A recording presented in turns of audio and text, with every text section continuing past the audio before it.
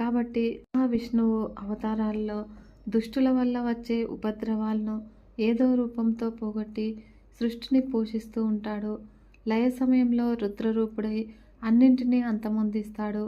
వేదాంత వేద్యుడైన ఆ పరమపురుషుని ఈ అవతార కథలను చదివిన విన్న మానవులు సర్వ పాప విముక్తులై జన్మాంతరమందు విష్ణుపదం పొందుతారు. శ్రీహరి యొక్క అవతారాల్లో నరసింహావతారం యొక్క అద్భుత కథను మార్కండేయుడు ఇలా చెప్తూ ఉన్నాడు. నాకు ద్వితీయందు కలిగిన సంతానంలో హిరణ్యాక్షుని తర్వాత చెప్పదగినవాడు హిరణ్యకశిపుడు. సోదరుని మరణానంతరము దేవతలపై పగబట్టి వాళ్ళని తన చేతి కిందికి తేవాలని అనుకున్నాడు. అప్పుడు అడవికి వెళ్ళి ఆశ్రమవాసి అయి బ్రహ్మను గూర్చి కఠోర నియమాలతో చాలా కాలం తపస్సు చేశాడు. అలా ఆ తపోదీక్షకి మెచ్చి బ్రహ్మ ప్రత్యక్షమై దానవేశ్వర, ఏమిటో నీ వరం కోరుకో, నిస్సందేహంగా ఇస్తున్నాను అని మాట ఇచ్చాడు. అలా ఆ మాటకి సంతోషిస్తూ హిరణ్యకశిపుడు చతుర్ముఖునకు సవినయంగా మొక్కి, ఓ దేవా, నాకు వరాలు ఇవ్వాలని నీకు మనసైతే కోరుతున్నాను విను. ఎండినది కానీ పచ్చిది కానీ నన్ను చంపకూడదు. నీరు, నిప్పు, కర్ర, పురుగు, భూతము, పాము, మృగము, మనిషి, దేవత, కిన్నర కింపురుషులు, యక్ష రాక్షసులు నన్ను చంపలేనట్లుగా నాకు వరం ఇవ్వవయ్యా. పగలు కానీ రాత్రి కానీ నేల మీద కానీ నింగిలో కానీ ఇంటా కానీ బయట కానీ నాకు చావు రాకూడదు. ఇప్పుడున్నటువంటి ఆయుధాలు కానీ అస్త్రాలు కానీ నాకు మరణహేతువులు కాకూడదు. ఏమంటావు? నిజంగా నా మీద దయ ఉంటే ఈ విధంగా నాకు వరమివ్వవలసింది అని వేడుతూ ఉన్నాను అని అన్నాడు హిరణ్యకశిపుడు. అలా అతని మాటలు విన్నాడు బ్రహ్మదేవుడు. ఓ రాక్షసరాజా, ఎవరూ చేయలేని తపస్సు చేశావు. దానివల్ల నువ్వేమి కోరినా కూడా ఇవ్వాలని అనుకున్నాను. నాకు గతకాలంలో ఎవరు కూడా ఇలాంటివి కోరనే లేదు. నేను ఇవ్వనే లేదు. దుర్లభాలైనా కూడా ఇస్తూ ఉన్నాను, వెళ్ళు. ఈ తపస్సు ఫలంగా దివ్య భోగాలు అనుభవించు అంటూ అతను కోరిన వరాలిచ్చి బ్రహ్మ తన లోకానికి వెళ్ళిపోయాడు. హిరణ్యకశిపుడు వరగర్వంతో పొంగిపోతూ స్వర్ణగరానికి వచ్చాడు.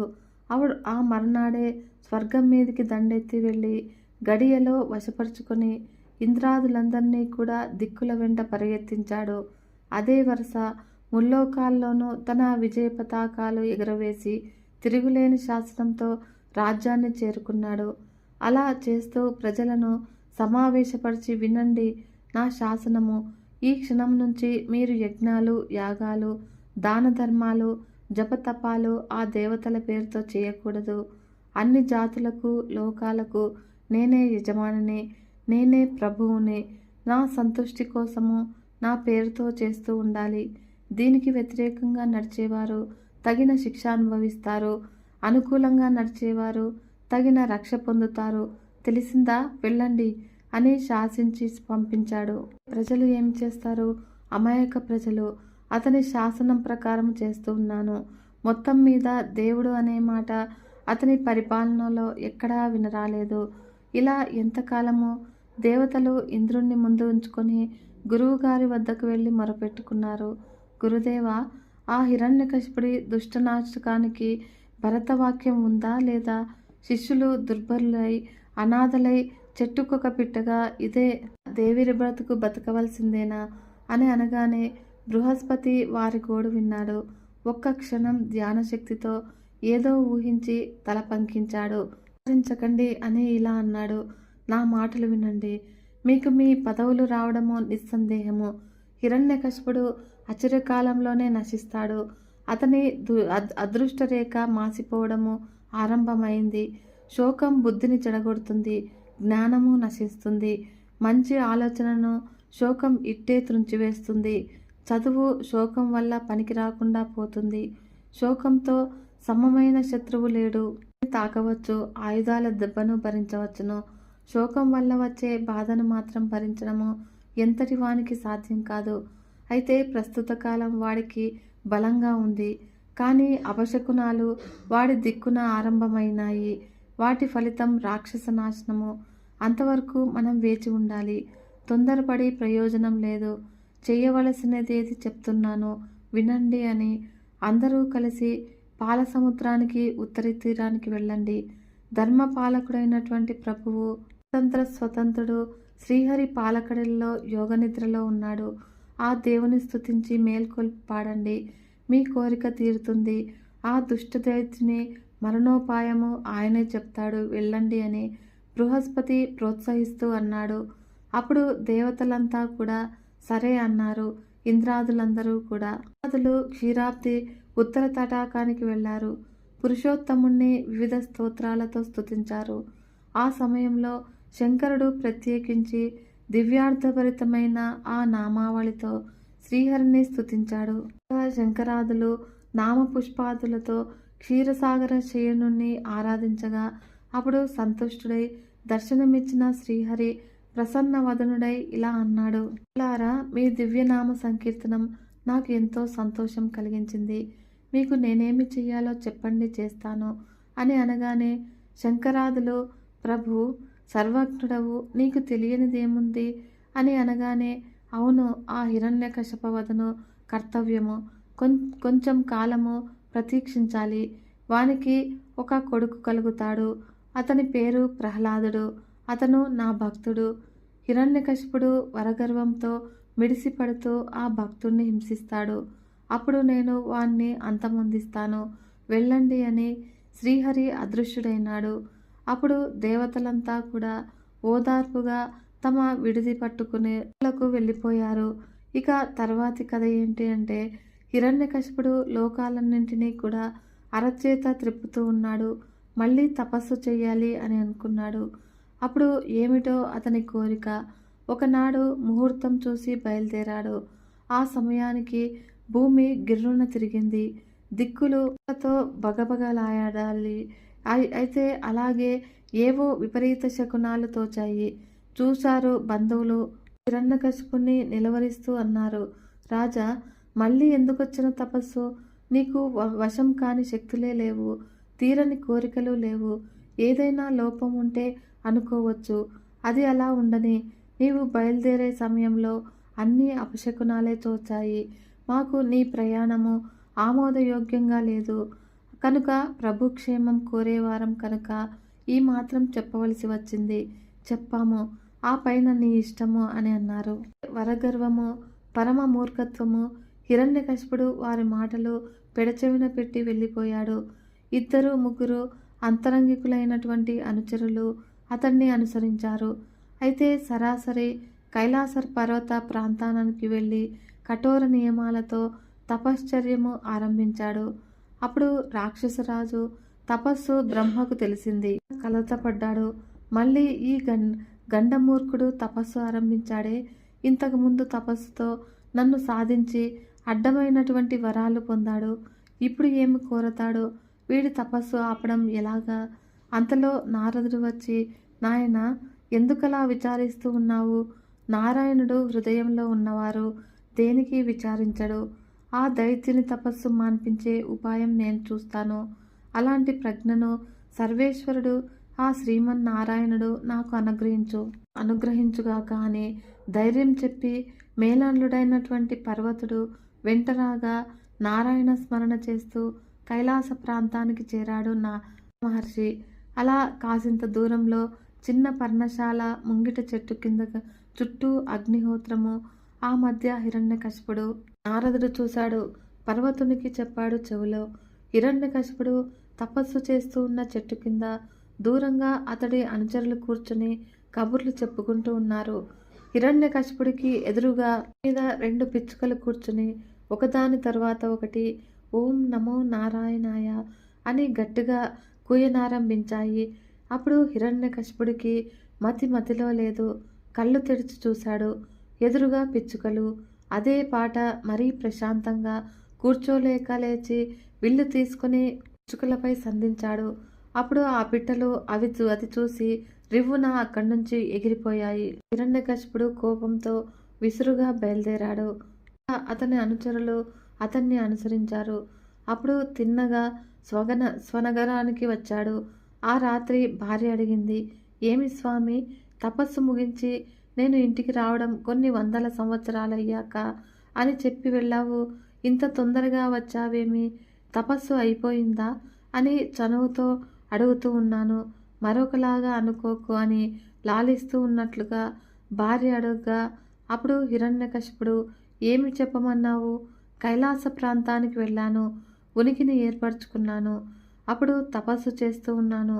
అలా ఉండగా నాకెదురుగా చెట్టు మీద 2 పిచ్చుకలు కూర్చొని నాకు వినడానికి అసహ్యంగా ఓం నమో నారాయణాయ అని అరవటం ఒకటే గోల. అది నేను విని సహించగలనా?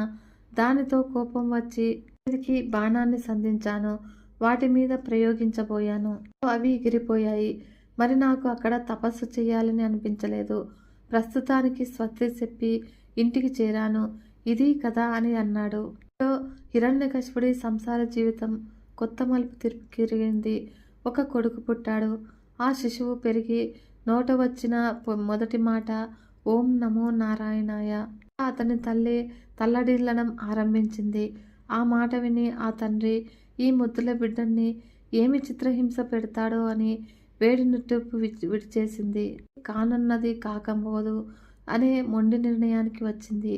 అంతటా ఆ శిశువు ప్రహ్లాదునికి 5 ఏళ్ల వాడయ్యాడు. గోవిందనామ సంకీర్తనమే రక్షగా పెరుగుతూ ఉన్నాడు. తండ్రి గురువుకి అప్పగించాడు తమ జాతికి తగిన చదువు చెప్పవలసింది అని. అయితే కొంతకాలం కాగా ఒక రోజున కొడుకును రప్పించి హిరణ్యకశిపుడు అడిగాడు, నీకు గురువు చెప్పిన రాజకీయ విద్య ఏమాత్రమైంది? జాగ్రత్తగా శ్రద్ధగా చదువుతూ ఉన్నావా? ఏది ఒక పద్యము చక్కగా చదివి అర్థము తాత్పర్యం చెప్పు బాబు అని లాలనగా అడగ్గా ప్రహ్లాదుడు, నాయన ఈ పొట్టకూటి విద్యలెందుకు? గట్టుకి చేర్చు చదివే ముఖ్యము. దానికి మంత్రము గోవింద దామోదర మాధవ అనేది, అదే నేను నేర్చుకున్నది అని నిర్భయంగా నింపుగా అన్నాడు. తల్లి కడుపులో ఉన్నప్పుడే అతనికి విష్ణుతత్వోపదేశము నారదుడి వల్ల జరిగింది. అది పొమ్మంటే పోతుందా? జన్మ వైష్ణవుడు ప్రహ్లాదుడు. ఆ రహస్యం తెలుసుకుని ఆనందించే అదృష్టము ఆ తండ్రికి లేకపోయింది. గోవింద దామోదర మాధవ అనేసరికి హిరణ్యకశిపుడికి ఆపాదమస్తకము పాకినట్టయింది. అంకసీమపై కూర్చున్న కొడుకును అలాగే కిందకు తోసి తేరిపార చూసి కొంచెం శాంతం వహించి, గోవింద నామస్మరణ మన జాతికి తగదు. అలా చేసేవారు నాకు శత్రువులు.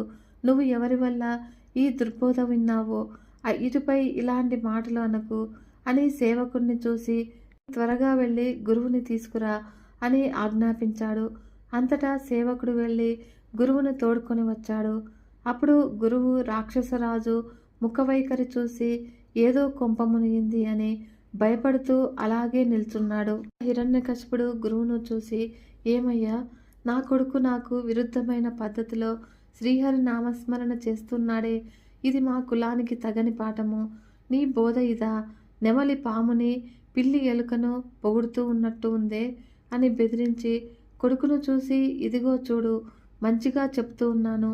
మానవజాతికి బద్ధ విరోధి అయినటువంటి ఆ మాధవుణ్ణి నువ్వు చెప్పటం తగదు. నిజానికి లోకనాథుడు ఎవడో నేను చెప్తున్నాను విను. ఎవడు శూరుడో ఎవడు వీరుడో వాడే లోకేశ్వరుడు, వాడే అంతటికీ ప్రభువు. నువ్వు పేర్కొన్నటువంటి ఆ మాధవుడు మాయాదుడు. మాట్లాడి మన్నన పొందలేని తంత్రగొట్టు. అలాంటి వాడు విశ్వేశ్వరుడని నీవు కీర్తించడము నీతిమాలిన పని. ఇటుపైన అలాంటి వికార పాటలు పాడక లోకేశ్వరుడైనటువంటి వీరుడను ధీరుడను అయిన నన్నే విశ్వనాథునిగా ఎన్నుకొని మన జాతికి తగిన చదువుకొని మెప్పుదనం అనిపించుకో. వెళ్ళు, గురువులు చెప్పిన రీతిన నడుచుకో అని మందలించి, గురువును చూసి, వెళ్ళవయ్యా, పిల్లవాడిని తీసుకువెళ్ళు. మా స్వభావానికి అనుగుణమైన చదువు చెప్పి విద్వాంసుని చేసి తీసుకురా. చెడుదారిని నడవనీకు అని చిత్తం అలాగే చేస్తాను మహారాజా అని ఆ గురువు ప్రహ్లాదుని తీసుకుని అక్కడి నుంచి వెళ్ళిపోయాడు. కడుపు కక్కుడితే అలాంటిది. విష్ణువే సర్వేశ్వరుడు అని సర్వాత్మవి అని తెలిసినా కూడా వివేకమైనటువంటి ఆ గురువు బ్రతుకు తెరువున నడవక తప్పంది కాదు. పాపము. కొన్నాళ్ళయింది అలా. కొడుకు చదువు తెలుసుకోవాలి అనే కుతూహలంతో హిరణ్యకశిపుడు గురువును కొడుకును తోడుకొని వచ్చి రమ్మని సేవకుణ్ణి పంపాడు. గురువు తన కొడుకు సభకు వచ్చారు. అప్పుడు దైత్యరాజు కొడుకును లాలిస్తూ, నాయనా, మన దారికి వచ్చావా? అసలు విషయం తెలుసుకున్నావా? గురువులు చెప్పినట్లు చూస్తూ ఉన్నావా? శాస్త్రజ్ఞానము కోసము బాగా బుద్ధికి పని కల్పించాలి. నువ్వు చదువులో చాలా నేర్పరువని మీ గురువులు మొన్న ప్రస్తావనయ్యా. నాకెంతో సంతోషం కలిగింది.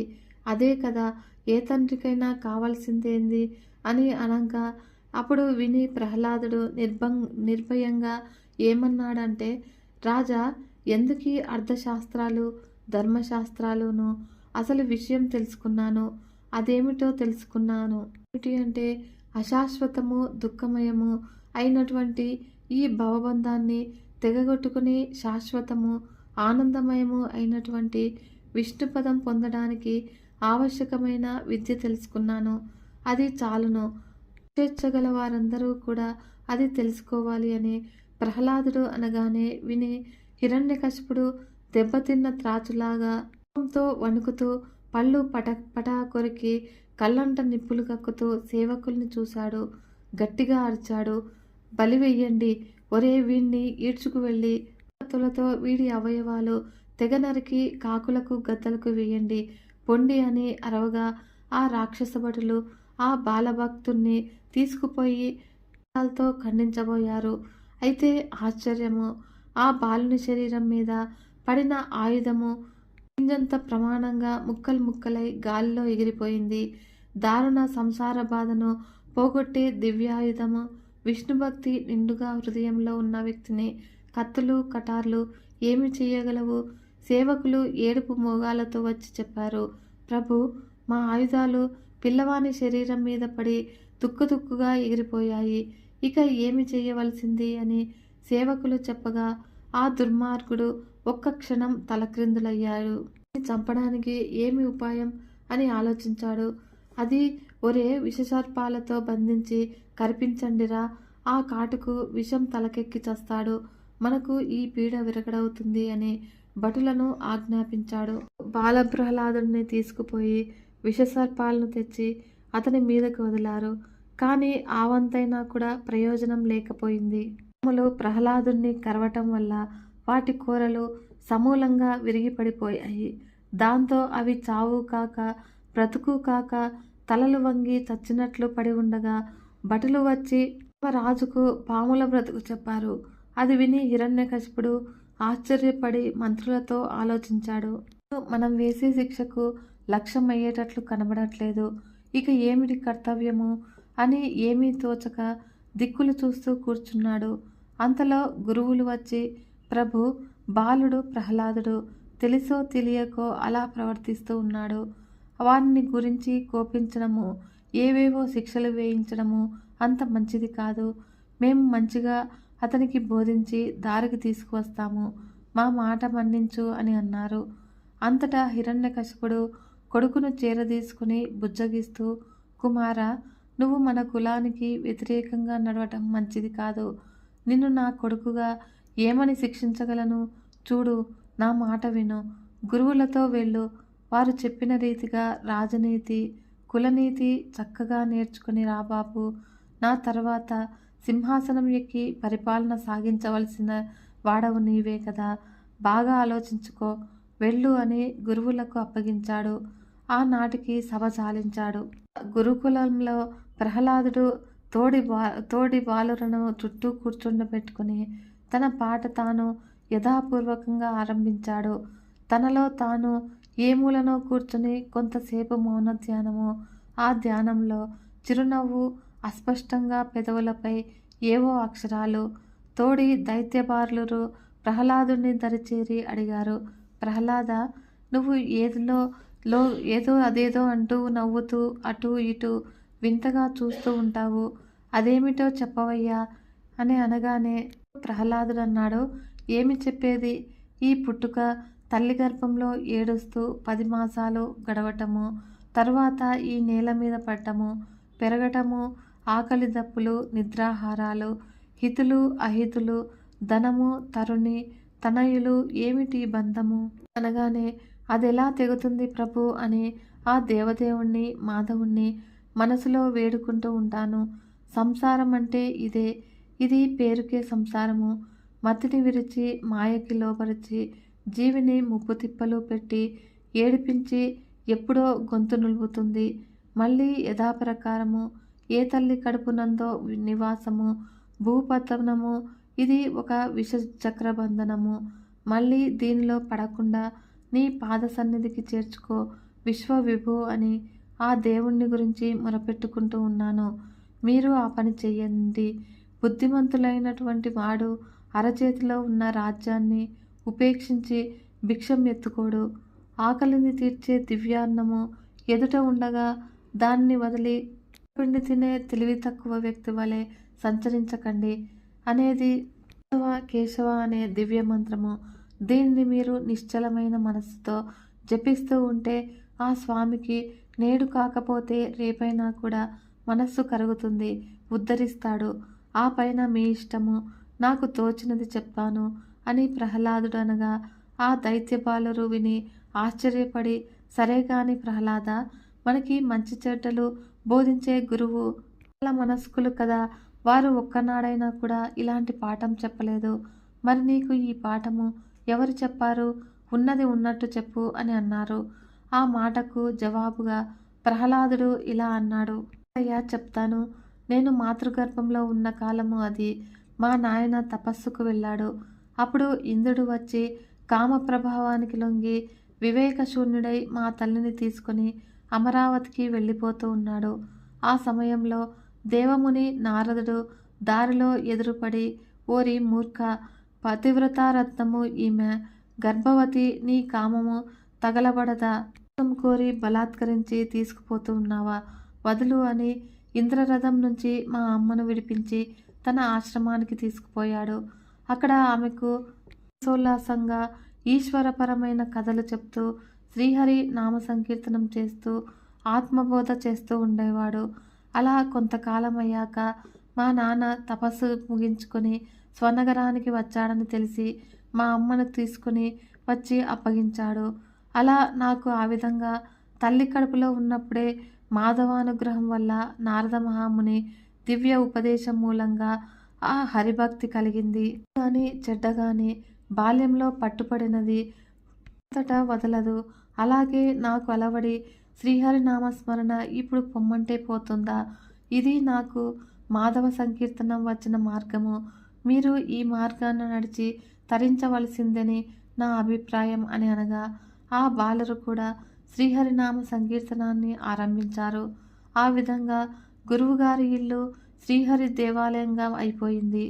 ఆ రాత్రి నగరంలో గస్తీ తిరిగే రక్షక భటులు గురువు నింట తోటి బాలురలతో హరినామ సంకీర్తనం చేస్తూ ఉన్నటువంటి ప్రహ్లాదుని చూసి గబగబా వచ్చి హిరణ్యకశిపుడికి చెప్పారు. అసలే నిద్రలేక కలత నిద్రలో శ్రీహరితో పోరాడుతూ ఉన్నటువంటి దైత్యరాజుకి ఈ వార్త అగ్గి మీద గుగ్గిలం చల్లినట్లయింది. అప్పుడు కోపంతో రెచ్చిపోయాడు. కొలువు కూటానికి వచ్చి మంత్రులను రప్పించి ఇక ప్రహ్లాదుని రక్షించే లాభం లేదని రక్షకులు చెప్పినది చెప్పి ఆ కులద్రోహిని మట్టు పెట్టడానికి ఏమి ఉపాయం అని గద్దిస్తూ అడిగాడు. అప్పుడు వాళ్ళేమి చెప్తారు? ఒకరి ముఖము ఒకరు చూసుకొని మింగుతూ కూర్చున్నారు. సరే, నా నిర్ణయం కానియండి. ఎవడు రా అక్కడ? వెంటనే ఆ చండాలమార్కుణ్ణి ఇంటికి వెళ్ళి కులద్రోహిని ప్రహ్లాదుణ్ణి ఈడ్చుకురండి అని గావుకేకతో ఆజ్ఞాపించాడు.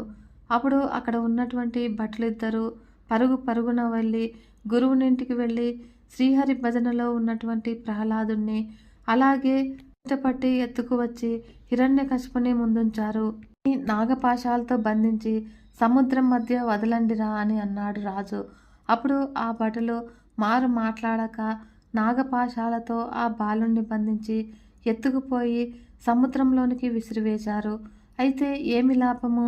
భక్తుని బాధ భగవంతుడు అనుభవిస్తాడుట.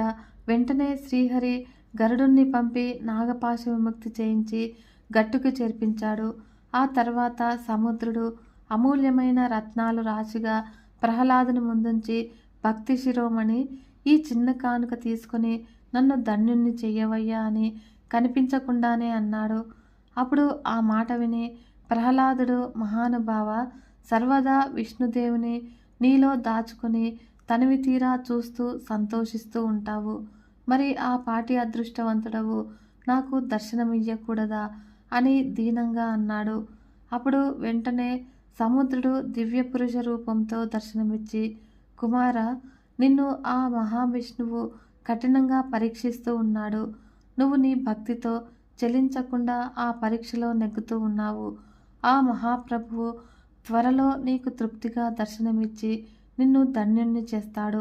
విచారించకు, వెళ్ళు అని అదృశ్యుడైనాడు. ప్రహ్లాదుడు 2 రత్నాలు తీసుకుని మిగిలినవి సముద్రునికే సమర్పించి శ్రీహరినామ సంకీర్తనం చేస్తూ తండ్రి దగ్గరకు వచ్చాడు. సిగపువ్వు వాడకుండా చిరునవ్వు మోముతో శ్రీహరిని కీర్తిస్తూ వచ్చిన చిన్ని ప్రహ్లాదుని చూసి కొలువులో ఉన్నటువంటి హిరణ్యకశిపుడితో సహా అందరూ కూడా ఆశ్చర్యభరితులైనారు. ఏవేవో గుసగుసలు పుట్టాయి. నిశ్శబ్దము అని గట్టిగా అరిచాడు హిరణ్యకశిపుడు. చీమ చిటుకుమంటే వినిపించేటంతటా నిశ్శబ్ద వాతావరణం ఏర్పడింది కొలువులో. హిరణ్యకశిపుడు కత్తి తీశాడు. ఎదురుగా నిల్చుని ఉన్న కొడుకును నిప్పులుగా గుప్పించే చూపులు చూస్తూ, ఓరి కులద్రోహి, ఇదిగో ఇది నీ చివరి మాట. నీ శ్రీహరి ఎక్కడున్నాడురా? నా ప్రశ్నలకు సరైన సమాధానం చెప్పు. అప్పుడు ప్రహ్లాదుడు కాసింతైనా కూడా కంగారు పడలేదు. శ్రీహరి ఎక్కడ ఉన్నాడని వింతగా అడుగుతున్నావేమిటి నాయనా? ఎక్కడంటే అక్కడ ఉండే ఉంటాడు ఆయన. అయితే అంత తేలిగ్గా కనిపిస్తాడా? ఆత్మదృష్టితో వెదికితే చూస్తే కనిపిస్తాడు అనగానే హిరణ్యకశిపుడు ఈ స్తంభంలో ఉన్నాడా అని ఎదురుగా ఉన్న స్తంభాన్ని కత్తికనతో తాకి అడిగాడు హిరణ్యకశిపుడు. ప్రహ్లాదుడు, చెప్తాను ఇప్పుడే. స్తంభంలో ఉన్నాడు, నీలో ఉన్నాడు, నాలో ఉన్నాడు. శ్రీహరి లేని చోటే లేదు. దీనిని ఇప్పుడే తెగవేస్తూ ఉన్నాను. దీనిలో నువ్వు చెప్పిన శ్రీహరి లేడా? ఈ కత్తిని నీ కంఠం బలి తీసుకుంటుంది. ఏమంటావు అని అడగ్గా ప్రహ్లాదుడు, ఎందుక నిరర్ధక ప్రసంగం నాయనా? శ్రీహరిని సర్వాంతర్యామిగా తెలుసుకోలేక పరీక్ష చేయడానికి సిద్ధపడము అనుచితము అనగానే కొడుకు జవాబు ఆ తండ్రికి వెగటుగా తోచింది. తటాలన గద్దించి మీందించి స్తంభాన్ని తెగనరికాడు. అంతే, శతకోటి మెరుపులు ఒక్క మాటను మెరిసిపోయినట్లుగా కొద్ది అగ్గిపిడుగులు పెళ్ళు పెళ్ళుమని పేలుతూ తుళ్ళిపడుతూ ఉన్నటువంటి కర్ణ కఠోరత్వని ఎక్కడి వారక్కడ కొయ్యబారిన కూలబడిపోయారు. సగానికి విరిగిపోయిన స్తంభంలో నుంచి ఒక వింత ఆకారము మూరెడు నాలుక కిందికి మీదుగా ఆడిస్తూ నిప్పు కణాలు ఎగజిమ్మే చూపులతో అరుణ పద్మాల మెరుపులకు మెరుగులు దిద్దే కన్నులతో విశాల వక్షంతో గంభీర ప్రళయ గర్భజానుసకారి అయినటువంటి కంఠధ్వనితో సుదీర్ఘాలైనటువంటి కండలు తిరిగిన బాహువులతో వజ్ర సన్నిభములైనటువంటి గోళ్లతో బంగారు రంగులు తురంగలు తెలుగు చేసినట్లుగా నడుము కట్టు పట్టుబట్టలతో నవరత్న కాంతులను కంకణాలతో ఆ మూర్తి నృసింహమూర్తి. ఒక్క ప్రహ్లాదుడు మాత్రమే గ్రహించగలిగాడు. ఆ మూర్తి తన ఇష్టదైవమైనటువంటి శ్రీహరి ధరించిన విశిష్టావతారమని. సాయం సంధ్య సమయ కాలము చప్పున ఆ దివ్యమూర్తి హిరణ్యకశిపుణ్ణి నిడుపాటి బాహువులతో ఒడిసిగట్టి సభాద్వారం వద్దకు లాక్కుని వచ్చి ఆ గుమ్మం మీద కూర్చున్నాడు. ఒక్క హూంకారంతో హిరణ్యకశిపుడి కళ్ళు మూసుకొని పోయాయి. ఇలాగా వేలాడుతూ ఉన్నటువంటి ఆ దైత్యుణ్ణి నరసింహదేవుడు తన తొడలపై అడ్డంగా పడుకోబెట్టి గోళ్లతో గుండెలు చీల్చి ఆ నెత్తురు సభలో చిమ్మాడు. తీసి జంతంగా వేసుకున్నాడు. చచ్చి కుక్కుమనుకున్న చచ్చిన కుక్కను ఈడ్చి పారవేసినట్లుగా విసురుగా ఒక మూలకి ఆ కళేబరాన్ని విసిరివేశాడు. అయిపోయింది. సర్వాధికారిని, సర్వేశ్వరుణ్ణి అని దురుక్తులతో దూర్తుడై మిన్ను గానక కన్న కొడుకుని కూడా గాయపరచడానికి పూనుకున్నటువంటి కఠిన చిత్తుని బ్రతుకు కనురెప్పపాటు కాలంలో భరతవాక్యం పాడింది. అలా నరసింహస్వామి వారి కఠోర కంఠధ్వనికి గుండెలల్సి రాక్షసులు ఎక్కడి వారక్కడే ప్రాణాలు వదిలారు. తరువాత బ్రహ్మేంద్రాదులందరూ కూడా వచ్చి స్వామిని బహుదా స్తుతించి ప్రసన్నుణ్ణి చేశారు. అప్పుడు నరసింహస్వామి వారు బ్రహ్మచే ప్రహ్లాదుణ్ణి రాక్షస రాజ్యానికి అధిపతిగా అభిషేకం చేయించి ఇంద్రాదులకు వారి వారి పదవులు ఇచ్చి ప్రహ్లాదుణ్ణి సుఖజీవిగా చిరంజీవిగా ఆదరించి వరమిచ్చి భక్తానుగ్రహాన్ని పరమ లక్ష్యంగా శ్రీశైల శిఖరం చేరి అక్కడ విశ్రాంతిగా ఉన్నాడు.